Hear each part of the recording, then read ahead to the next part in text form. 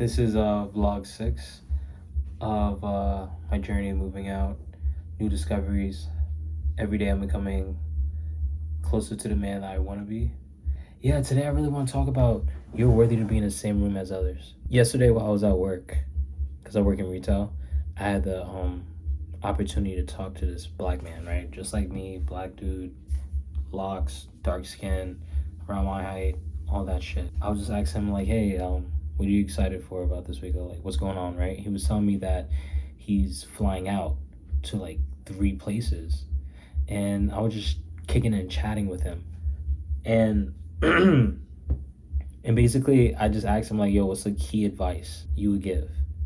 Especially because he was saying that the reason why he's flying out to all these places is not because he's paying for it, it's because the connections he have and the people he talked to. Actually, one of my biggest questions is like, how do you get over the fear of hitting up someone you look up to or admire? Or like, how do you build that friendship or relationship in between? Especially for my case, because it's so easy for me to talk to people, start a conversation, right? It leads to them giving me their contact, I'm giving their my contact. But when it comes to weeks and months of just like, what do I have to talk about? You know what I mean? And they always say like, be yourself. And I always had difficulty being myself around people I look up to, or being around people I really want to be around because they're doing something that I'm not even doing. A lot of times I question my worth because I'm not even there yet and they're there, especially if they're older than me. And today, since I'm just off of work, I was just thinking and my mind was just flowing. I was just thinking backwards. I was just thinking about, that's one of my biggest flaws, and why do I even have that? And it really just goes to the title of, you are worthy to be in the same room as everyone else. Questions that go through my head when I want to text someone or hit someone that I want to build a friendship with, but I'm too shy, I'm overthinking it, will be like, do I feel like I'm worthy of this person's time? Why would someone want to hang out with me, especially if this part of my life is just stagnant? I have a lot of stagnant times in my life where I'm just like, why would I hit someone up? Like, they have so much going on. Like, we're not even on the same level, we're not even in the same frame. And if I'm gonna be honest, that has shot me in the foot so many times because I had my mindset all mixed up. Life is about community, and life is about the people you bring along this journey. You're gonna have people fall off, but as many people fall off, you're gonna pick more people along the ride. Perfect example of like a situation I had with a friendship I kind of built, but it didn't go nowhere because I failed to just proceed with it, or just hit up the person, ask them how they're doing. Holidays, like happy holidays, I would do like for Christmas, but I didn't follow up, or like write down their birthday. There's so many things that you can do to contribute to a friendship, or show that a person's like, hey, you're cool. I don't want you to use the frame, I want to be around you, right? But it is kind of like that. But it's like, you have a certain energy I want to be around, straight up. You have the energy, the aura of people that I want to be around, or just constantly be around. It's positive or whatever it is. About like 3 years ago, when I had like my motorcycle, my Harley Davidson 883, I was working in Park Slope at a dispensary, right? And when it was this customer who always came by, he had a motorcycle too, and we would just like kick it. I was asking questions and shit because no one taught me about motorcycles, so I learned everything by myself. So I would ask questions about like my exhaust, my carburetor, if my bike is turning off and on, shit like that, right?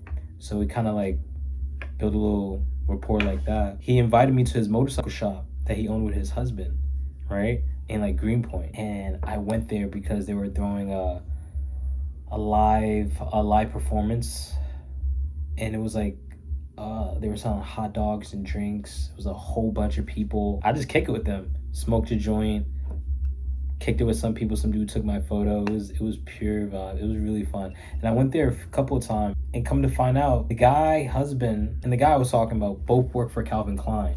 You know, his husband was the creative director for Calvin Klein before 2020.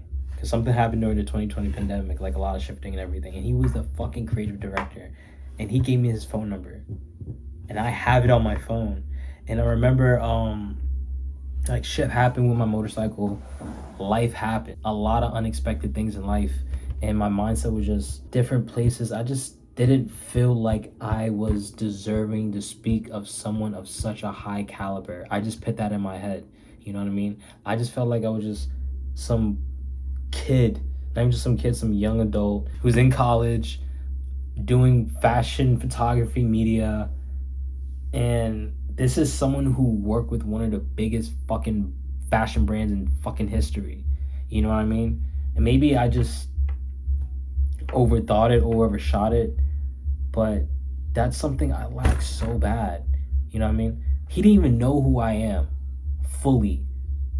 And just with the little things I knew about him, I believe I probably gassed it up in my head. Not even just with him, even with his husband. Because it was just so cool to be around older people, right? Who own a fucking motorcycle club, right? And I'm talking about Ducatis, BMWs, I'm talking about custom calf racers and shit. Yeah, that shit was fucking fire in Greenpoint. And I'm talking to the owners, and I'm 24. And I could have really kept that relationship going. I really could have. And I do regret that. And I'm 26 now. And there's a whole bunch of relationships that I could have kept going, or at least not overanalyze it in my head. And one of the reasons why I believe, I'm not a fucking therapist, by the way, I don't believe in myself that I deserve that. You know, I'm not worthy. You know, I was talking about that earlier, but if I want to go dive deeper, is why don't I feel like I deserve to talk to those people? And I think it really stems from me not really hanging out with my father. In the last 4 years, I'm 26, I keep saying that obviously, but I would say at least 4 or 5, maybe even longer, I have not hang out with my father once. I'm talking about we never went to the movies, we never went to the restaurants, no, we never went to eat at a restaurant, we never even like sat outside to even talk. None of that. None of that. I remember earlier this year, before shit went down between us, I even asked him, hey, can you teach me how to drive? And he's like, yo, D, yeah, I think your mom would be better than me teaching you how to drive. And I was like, yeah, but I want you. I remember saying this. I want you to teach me how to drive. I think this would be some great father and son bonding time. And he was like, yeah, but like, yo, let your mom teach you. Like, you know, she got that. Or I remember even just asking my father. I would just like call him sometimes on the phone. You know, every time I call him, he always complains I'm asking him for shit. So I was like, yo, let me just call him, ask him how was his day, instead of just asking him for shit. Just throw a monkey wrench. I was like, yo, brr, brr. Like Pixar, I was like, yo, I said, what's up, D?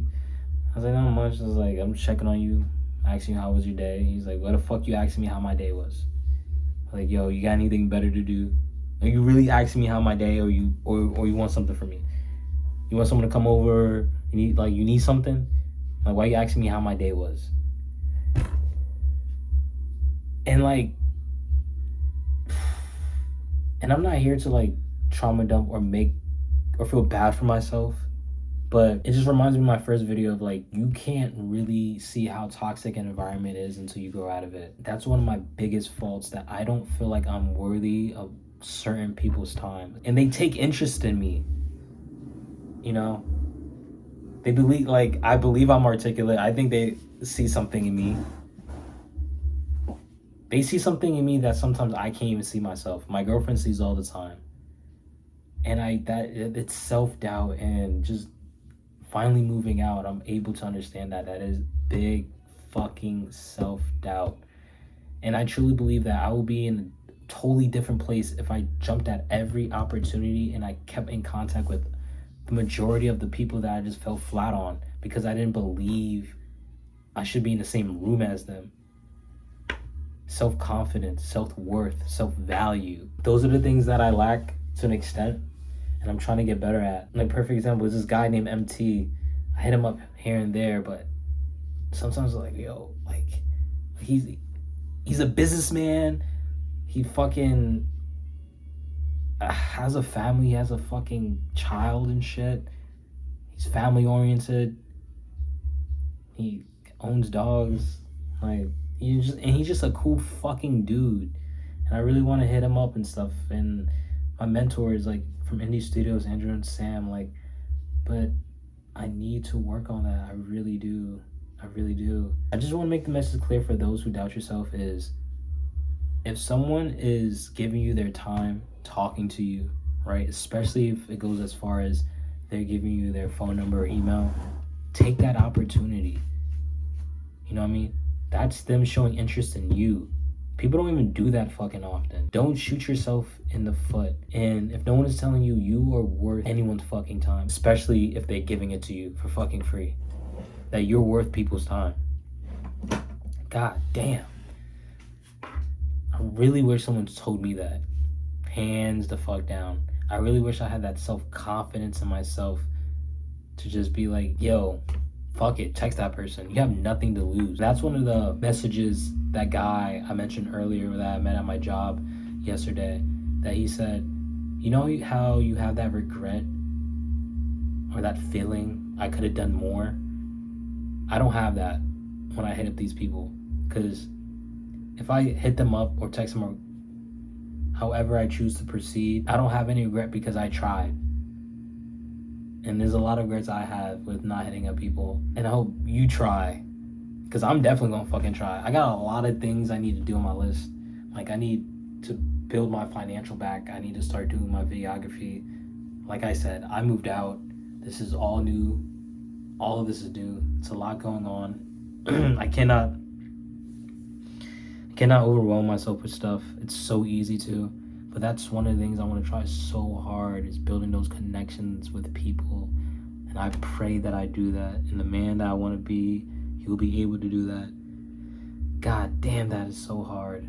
That's my biggest flaw I need to get better at. But some closing statements. Still working through this, but what I know now is that worthiness is not something you earn before the interaction. It's already proven by the fact that the interaction happened at all. You're worthy to be in the same room as everyone else. The invitation was always the confirmation. I hope that message is loud and clear to anyone who needs to hear that. Your invitation was always the confirmation. And yeah, don't be afraid to hit up people. Ask them, hey, what's up? How you doing? Or like, let's go get a coffee, drink a coffee. Let's go smoke a joint. What you up to? Yo, is this museum that just came by? Or like, it just could be anything. It could be anything. Hit them up. See how they doing. Check up on them. Write down their birthdays. Do that. All right. Peace and love. And here is